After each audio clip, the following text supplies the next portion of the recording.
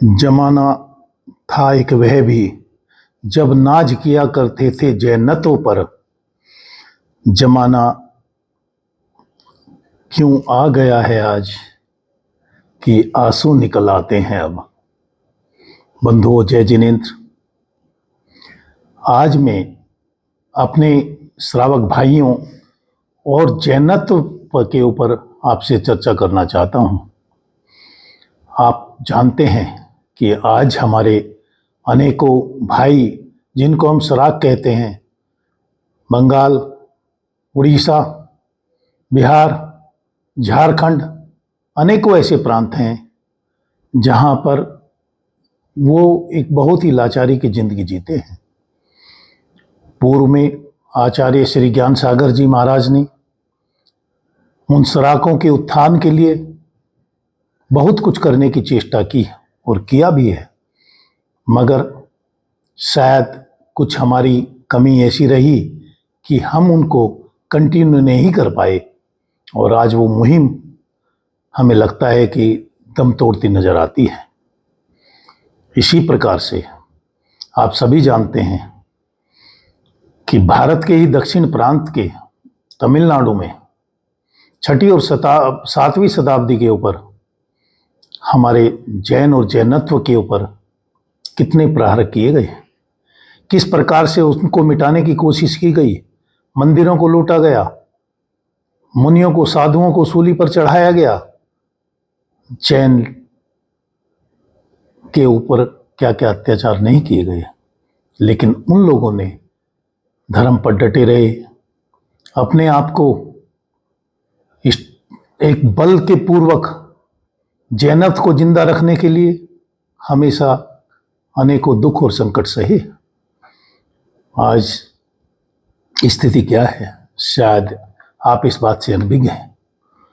उस प्रांत के अंदर, तमिलनाडु प्रांत के अंदर अनेकों ऐसे जिले हैं जहां आज हमारे जैन भाई अत्यंत ही दयनीय स्थिति में जीवन व्यतीत कर रहे हैं, जिनको 2 जून की तो क्या, 1 जून का भी भोजन नसीब नहीं होता, जिनके तन के ऊपर भी वस्त्र पर्याप्त नहीं है, जिनको ना शिक्षा की सुविधा है, जिनके पास ना दवाई की सुविधा है। आखिर करें तो क्या करें। वर्धमान परिवार सेवा ट्रस्ट इस कार्य के लिए आगे आया और उसने फरवरी 2022 में एक मुहिम चालू की, जैनिज्म बचाओ। जैनिज्म की रक्षा के लिए यह ट्रस्ट आगे आया। अनेकों जगह तमिलनाडु में अनेकों सेंटर, वर्धमान मेडिकेयर सेंटर, जहां पर निःशुल्क इलाज किया जाता है, अरिहंतगिरी मठ के अंदर चालू किया गया। वंदवासी में कंप्यूटर सेंटर और दूसरा सिलाई सेंटर, ये भी सब मुफ्त चालू किए गए। आज तमिलनाडु के अनेकों गांवों में जैन परिवारों को, लगभग 500 परिवारों को हर महीने निःशुल्क राशन वितरण किया जाता है। अनेकों जैन मंदिर जो खंडर का रूप ले रहे थे, उनको संभालने का प्रयास भी वर्धमान परिवार सेवा ट्रस्ट ने किया। अनेकों मंदिर, वंगारम, श्री मलयनाथर मंदिर, मेलचित्तामुर, श्री कोविलापुंडी, श्री मुल्लीपट्टम और सतपेरुपाल्यम और अनेकों जगह ऐसे मंदिरों का जीर्णोद्धार करा करके पुनः समाज को वापस दिए जा रहे हैं। समाज के अंदर एक चेतना आई है। अनेकों मंदिरों के अंदर इतनी ज़रूरतें हैं कि मैं क्या बखान करूं।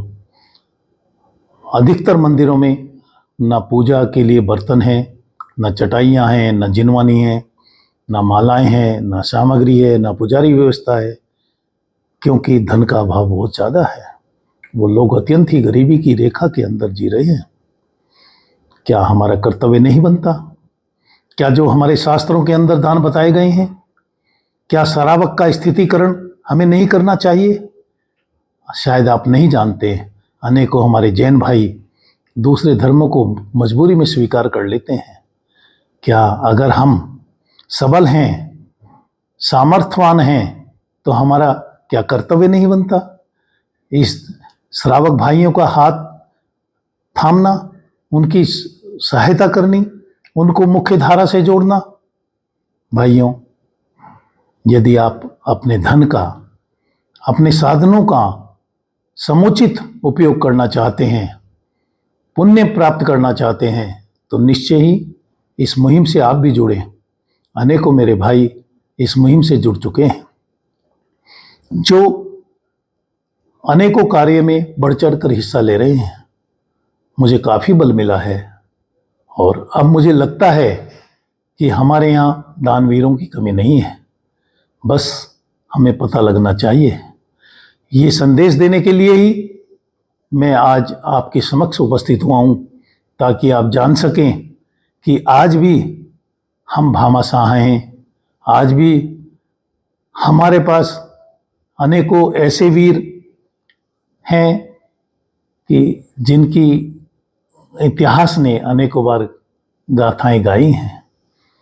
अगर कोई 1.4% जिसकी देश में आबादी हो, अगर वो देश की जीडीपी में 22% का हिस्सा अदा कर सकती है, क्या वो अपने गरीब श्रावक भाइयों का उत्थान के लिए आगे नहीं आ सकती?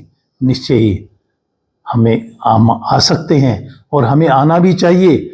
तभी हम सच्चे जैन कहलाने के अधिकारी हैं। हमें सब पंथों को छोड़ करके सिर्फ जैन पंथ की बात करनी चाहिए।